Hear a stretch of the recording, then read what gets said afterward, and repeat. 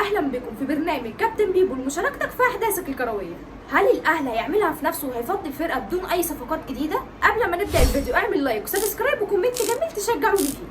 بالنسبه لصفقات الاهلي اللي موقعه قلوبنا اليومين دول وما نعرفش نهايتها ايه، محمد مجدي قفشه جاي له عرض من نادي الوحده السعودي، وعمرو السوليه جاي له عرض خليجي والاهلي لسه هيقول قراره نهايه الاسبوع، ومحمود متولي نهى التعاقد مع الاهلي، وديانج والكندوسي ومودست وكريستو مشيوا من الاهلي. حرفيا الفرقه بتخلص بجد. طب دي النهايه اهلي ولا ايه؟ وبالنسبه للعيبه اللي عايز يجيبها الاهلي وكان من ضمنهم يحيى عطيه الله، ودي الصفقه فشلت بنسبه 99% و9 من 10 و9 مني معاهم. ومركز برضه على محمد علي بن رمضان ومحمد النني نجم الارسنال، لكن مارسيل كولر مش مقتنع بالنني. لكن اداره السكاوتنج بقياده كابتن هاني رمزي واداره التخطيط بقياده كابتن محسن صالح وكابتن محمود الخطيب مصممين على النني، بيقولوا مارسيل كولر ما تقلقش مش هيلح على عدم لعبه او لعبه. ده حتى ارسن فينجر مدرب ارسنال السابق كان مسميه اللاعب المبتسم لعدم اعتراضه.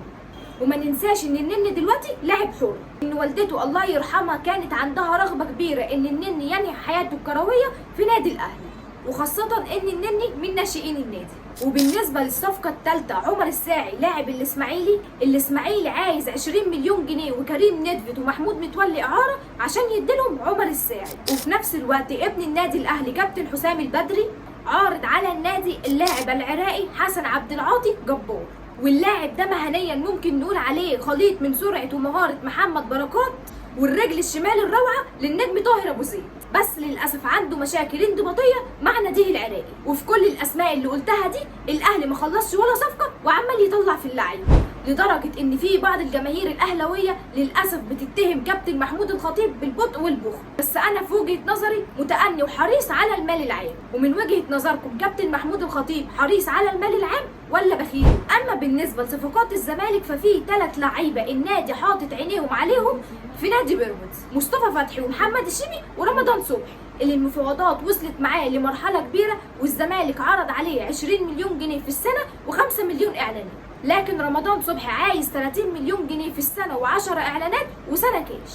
فهل هينجح الزمالك في انهاء ال3 صفقات دول ام لا؟ انا كاهلاويه اتمنى ان الزمالك يرجع لسابق عهده والمنافسه على المستوى الافريقي. وبالنسبه لمحمد الشيبي من وجهه نظري انه على المستوى الفني رائع، لكن كشخصيه مستفزه جدا، وده مش كلامي بس، حتى زمايله في المغرب بيقولوا كده.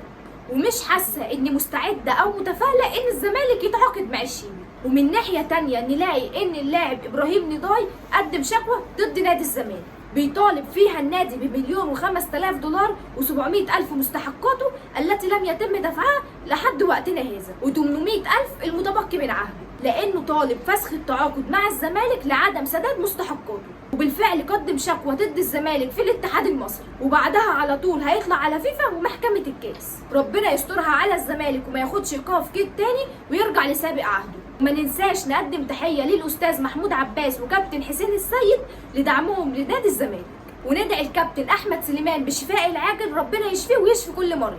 واحب اشكر لكل اللي بيدعمني وربنا بيسخره ليا عشان يساعدني اوصل لحلمي. واشكر برضو الاخ اللي نصحني وقال لي ان الرقبه عوض. ولو لسه ما عملتش لايك انزل اعمل لايك وسبسكرايب دلوقتي حالا حالا حالا. كان معكم كابتن بيبو لمشاركتك في احداثك الكرويه. سلام.